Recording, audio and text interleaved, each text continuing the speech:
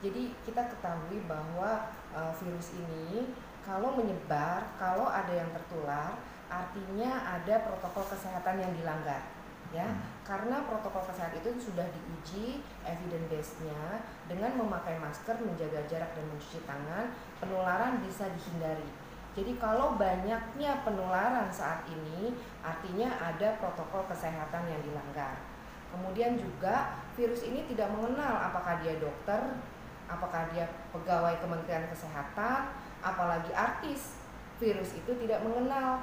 Dia juga tidak mengenal apakah status sosial, agamanya apa. Jadi siapapun bisa tertular, ya. Tapi yang tertular artinya di situ ada protokol kesehatan yang dilanggar. Kalau kasusnya sekarang banyak, artinya banyak protokol kesehatan yang dilanggar di mana-mana. Betul. Jadi setiap adanya perkumpulan orang, setiap adanya kerumunan, setiap adanya komunikasi antara satu orang dan orang lain, itu ada resiko penularan. Oleh karena itu harus tetap protokol kesehatan diikuti. Karena dengan protokol kesehatan penularan itu akan terhindari gitu. Kemudian kenapa PSBB tetapi masih ada orang berkumpul, ya itu perlu punishment ya, perlu pengawasan yang lebih ketat lagi agar PSBB pembatasan-pembatasan itu manfaatnya bisa maksimal. Ya benar. Jadi untuk virus ini memang bisa tersebar di mana saja, ya, tersebar di mana saja. Tetapi ketika dia tersebar, kita bisa tidak terinfeksi karena virus ini gampang menyebar tapi gampang mati. Dengan alkohol 70% virus ini mati. Jadi misalnya di sini ada virus, saya terkena, kemudian saya pakai hand sanitizer, maka virusnya mati. Jadi tersebar belum tentu terpapar ya. Terpapar belum tentu terinfeksi kalau imunitas kita kuat. Jadi virus ini menginfeksi harus masuk ke dalam sel. Kalau imunitas kuat, kita tidak akan terinfeksi, virusnya itu akan mental sendiri. Imun yang kuat itu banyak caranya. Salah satu adalah berolahraga. Dengan berolahraga, lancarnya peredaran limfe kita, imunitas kita meningkat juga. Itu adalah faktor yang penting sekali. Kedua adalah makanan gizi seimbang. Jadi harus cukup makanan dan beristirahat, hindari stres. Itulah kunci dari menjaga imun tubuh. Yang utama adalah itu. Kemudian kalau menginfeksi bisa juga nggak sakit, terinfeksi tapi nggak sakit, yang kita kenal dengan asimptomatik. Itu biasanya dialami oleh orang-orang sehat, orang-orang muda juga. Jadi kalau kita bisa menjaga imunitas, hidup bersih dan hidup sehat, kita bisa terhindar dari terinfeksinya virus. Kalau terinfeksi pun tidak bergejala atau gejala ringan. Ya, itu yang terpenting dari untuk menjaga virus ini. Ya, bisa saja. Jadi kita kadang-kadang nggak mengenal tubuh kita seperti apa ya. Bisa saja orang yang sudah menjaga kesehatannya, kemudian juga hidup bersih, kemudian terinfeksi juga.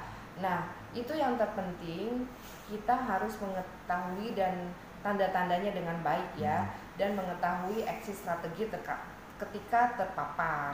Jadi supaya kita nggak masuk ke fase kritis. Karena dari terinfeksi sampai ke keparahan itu jaraknya juga bisa sampai 2 minggu. Bisa sampai 2 minggu. Jadi kalau 2 minggu ini kita bisa mengenali, banyak sekali sekarang obat-obatan yang bisa menekan replikasi virus sehingga tidak terjadi keparahan. Ya. Tetap yang biasanya terinfeksi itu imunitasnya berkurang. Jadi stres juga salah satunya penyebab imunitas berkurang. Stres fisik maupun psikis ya. Stres fisik kecapean yang berlebihan, imunitas bisa kurang. Padahal dia berolahraga, padahal dia makan bergizi, atau stres pikiran juga bisa menurunkan imunitas. Jadi penting sekali di masa pandemi ini kita juga harus optimis. Kita jangan banyak terlalu kecemasan, ketakutan ya. Kita harus optimis terus supaya imunitas juga terjaga dengan baik. Ya, sekarang ini memang sudah banyak gelombang pencerahan sains yang lebih membuat kita para dokter ya terutama bisa mengatasi masalah orang-orang yang terinfeksi dengan baik. Kita tahu bahwa di pandemi ini sebenarnya yang mempunyai resiko kesehatan berat itu adalah kelompok komorbid. kelompok rentan ya, atau ada usia tua yang organ-organnya sudah mulai melemah. Jadi mempunyai resiko yang berat di pandemi ini adalah kelompok tertentu, karena mereka akan bisa mengalami badai sitokin yang menyebabkan kematian. Adapun orang muda yang sehat mestinya nggak punya dampak kesehatan yang berarti. Ketika terinfeksi pun dia bahkan tidak mengalami gejala apa-apa ya. Jadi oleh karena itu kita sekarang Kementerian Kesehatan fokus untuk melindungi kelompok rentan, karena kelompok rentan inilah yang harus benar-benar dijaga supaya tidak terjadi kematian. Tetapi saat ini sebuah kabar gembira buat kita semua, bahwa dari kelompok rentan yang terinfeksi, sebagian besar data global itu 79% ya bisa diselamatkan. Saat ini banyak pasien HIV yang terinfeksi COVID sembuh, pasien kanker terinfeksi COVID sembuh, diabetes mellitus atau kencing manis, obesitas, hipertensi, sakit jantung terinfeksi COVID dan sembuh ya. Jadi kita harus mengucapkan banyak terima kasih kepada dokter Indonesia, juga kepada para peneliti, juga dokter di seluruh dunia yang telah bekerja sama menyebarkan pengamalan klinis yang baiknya kepada dokter-dokter lainnya, sehingga kita bisa mengatasi pandemi ini dengan baik. Ini sebuah kabar gembira. Jadi untuk kelompok rentan pun nggak usah kecil hati, karena sebagian besar data global 79% orang-orang kelompok rentan bisa terselamatkan, hanya 21% yang meninggal. Mengapa bisa meninggal? Mayoritas karena telat dibawa ke dokter. Jadi itulah yang terpenting sekarang, bukan masalah di hilir, tapi di hulu lagi nih. Masyarakat ketika terpapar harus memahami exit strateginya bagaimana supaya tidak terjadi apa-apa.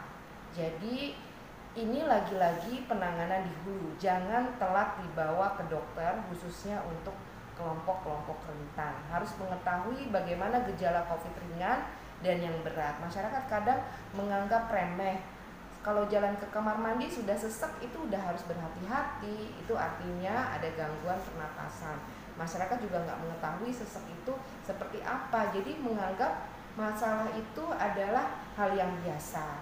Itu sekarang kita kerja keras Kementerian Kesehatan bersama Dinas Kesehatan ke seluruh masyarakat untuk agar masyarakat ini memahami bagaimana exit strategi ketika terpapar supaya semua bisa selamat.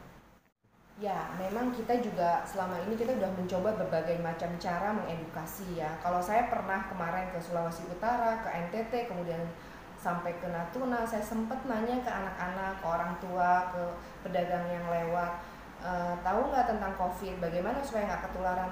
Semua ternyata sudah tahu tentang 3M.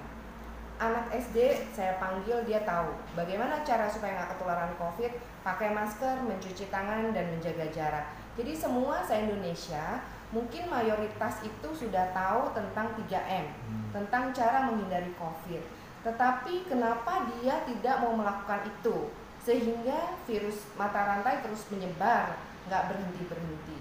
Jadi makanya kita sekarang pakai strategi, karena kita tahu bahwa karakteristik orang Indonesia itu dibentuk oleh parenting, yaitu dengan ibu dan tokoh agama. Jadi masyarakat kita itu kental sekali pembentukan karakter dari ibu dan tokoh agama. Jadi kita salah satunya Kementerian Kesehatan juga menginisiasi gerakan perempuan untuk memutus mata rantai COVID-19. Jadi kita membuat training, membuat masyarakat ibu-ibu itu paham dari bagaimana COVID yang di Wuhan bisa sampai ke desanya. Dari situ pemahaman-pemahaman yang benar sampai bagaimana caranya kalau terpapar. Pemahaman yang benar itu akan diedukasikan kepada anggota keluarganya dan anggota keluarganya bisa terjaga. Jadi sekarang kita salah satu caranya adalah melalui sosok ibu. Di PKK juga banyak sekali kerja-kerja PKK yang setiap hari turun untuk membagikan masker, mengedukasi dan memberikan training-training kepada semua keluarga agar memahami masalah ini. Jadi sebenarnya tata laksana COVID ini ini kan berantai ya, ini kan infeksi yang berantai. Ada yang namanya tracing yang dilakukan oleh dinas kesehatan dan puskesmas. Ketika ada satu yang terkena, maka semua close kontak di bawahnya itu dihubungi untuk ditanya bagaimana kondisinya. Kalau misalnya dia baik-baik saja, isolasi mandiri. Kalau dia bergejala, dia dites. Itu ada salah satu cara ya. Jadi untuk cepat. Tapi kan ada kasus-kasus sporadis di luar itu. Karena kita tahu penularan COVID bisa langsung dari orang ke orang, bisa juga droplet yang menempel di permukaan. Misalnya di gagang pintu, di keran air. Nah itu ketika ada orang yang pegang, kemudian kita nggak kenal. Kita juga kenal kan cuma lingkungan terdekat. Misalnya orang yang terkena COVID bersin di salah satu swalayan gitu. Kemudian ada orang di sana dia megang benda yang droplet ada menempel, itu kan nggak bisa di tracing karena orang itu kan nggak kenal siapa 7 hari yang lalu dia temui. Nah untuk orang-orang yang bergejala sekarang sebenarnya sih sudah jelas dari mulai demam, batuk, kemudian sakit kepala itu juga sudah tersosialisasi dengan baik. Cuman memang persepsi masyarakat masih banyak yang tidak peduli dan meremehkan gejala-gejala itu, bahkan ketika sampai dia sesak nafas. Jadi itulah yang kita mulai lagi sekarang untuk terus mensosialisasikan gejala ringan dan berat dan bagaimana caranya ketika terpapar ya melalui keluarga-keluarga. Jadi Kementerian Kesehatan beserta Dinas Kesehatan sebenarnya sudah mempunyai jaringan sampai Posbindu, Posyandu dan lain-lain, semuanya itu diaktifkan untuk edukasi terkait COVID ini agar semua keluarga cepat memahami masalahnya. Ya. Sebenarnya sih nggak ada yang baru ya.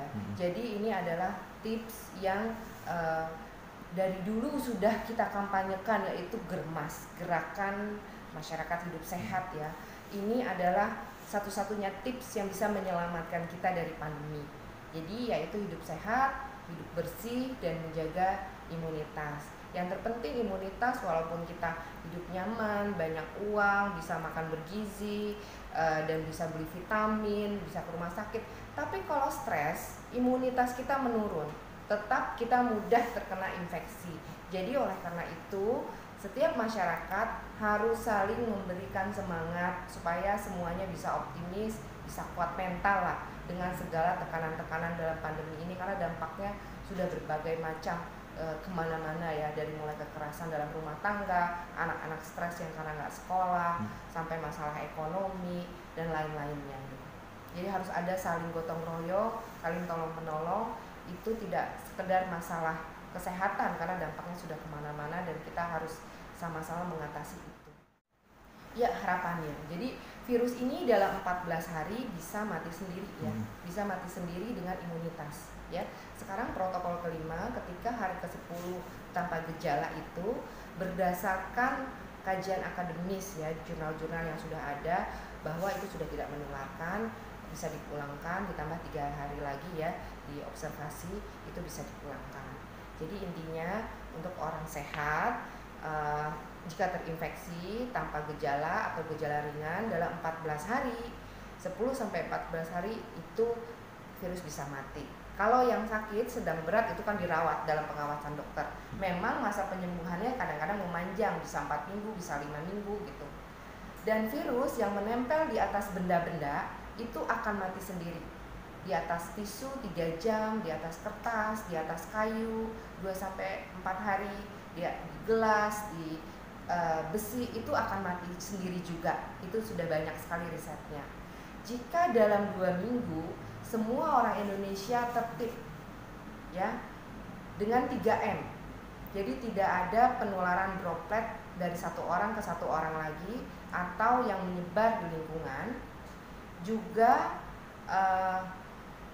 disinfeksi semuanya permukaan-permukaan, maka dalam 14 hari kemudian bisa dipastikan populasi virus itu akan habis, bisa berkurang drastis ya. Kalau misalnya masih ada, misalnya terpaparnya dia hari ke-13 gitu loh, kita bisa tambah terus, tapi populasi sudah menurun. Dan itulah harapan kita semua. Jadi ini masalah pandemi ini bisa diselesaikan kalau tingkat kepatuhan orang Indonesia itu sudah 99% seperti di Taiwan.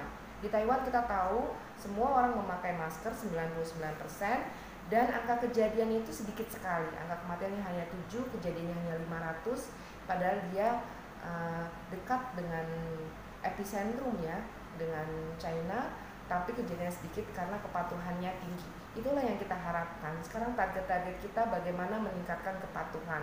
Bukan hanya itu, bagaimana masyarakat mengetahui aksi strategis ketika dia terpapar dan perlindungan terhadap yang rentan, agar selama kita mencapai tingkat kepatuhan ini tidak ada korban. Jadi sambil, karena merubah perilaku itu bukan hal yang mudah ya. Kita butuh sekali pengertian dari semua lapisan, membantu menggotong royong supaya masalah ini bisa selesai.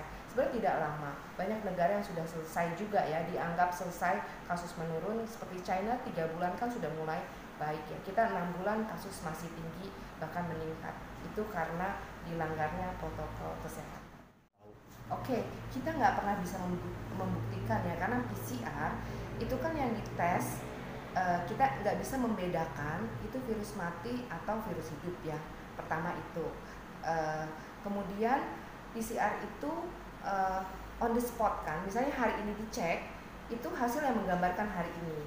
Kalau selesainya besok atau 3 hari lagi, artinya itu hasil 3 hari yang lalu. Jadi walaupun kita baru dapat hasil PCR negatif, belum tentu hari itu kita negatif. Dan kita nggak mungkin diperiksa PCR setiap hari, ya kan? Jadi kita nggak tahu di sekitar kita siapa yang positif. Makanya protokol kesehatan itu dibuat seandainya di lingkungan itu ada orang asimptomatik. Kalau orang simptomatik kan tentu isolasi mandiri ya. Dibuat untuk standar, andaikan di ruangan itu semua asimptomatik, dan itu bisa dihindari ya. Jadi yang terpenting 3M, karena kita nggak tahu kita berhadapan sama orang asimptomatik atau orang sehat. Jadi intinya kita harus selalu 3M. Hanya itu saja. Kalau dia bergejala kemudian dia kelompok rentan, ya dia harus cepat menghubungi pelayanan kesehatan. Kalau dia tanpa gejala kemudian dia nggak tahu, ya bisa, makanya kalau misalnya dicek dengan rapid, ada yang udah terbentuk antibodi padahal dia nggak tahu kenanya kapan. Ya itu orang-orang kayak itu juga banyak gitu loh. Jadi terpenting adalah 3M. Dan 3M itu memang sudah diteliti, banyak sekali jurnal yang membuktikan kalau bisa menghambat penularan. Kita nggak tahu lingkungan kita asimptomatik atau tidak.